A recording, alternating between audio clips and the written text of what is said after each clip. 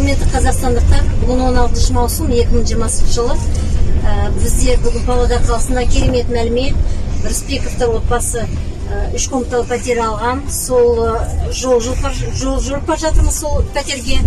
Енді сіздерден сұхбат, қалай сізге біздің фонд отбасы мен жастарды қолдау қоры программамыз ұнады ма?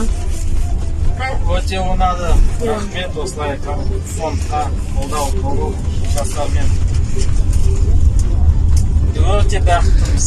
Оригинал документов у нас в руках. Міне. Ура, ура, ура, ура, ура! У меня ремонтная квартира! Да, я очень счастлива. Аж эмоции переполняют меня. Здорово. Я очень здорово, очень здорово. Потому что я до этого говорила, банки нам практически все отказали. Либо если давали, значит очень большие проценты были. То есть я помимо себе еще кому-то квартиру покупала. Здесь, если честно сказать, таких нету процентов, таких нету, условия выгодные очень. Советую всем, пожалуйста, приходите. Адрес найдете. Лично мы нашли адрес в соцсетях. Пришли, нам все объяснили, очень популярно, очень хорошо. У нас Гульнар Тулигенна вообще замечательная.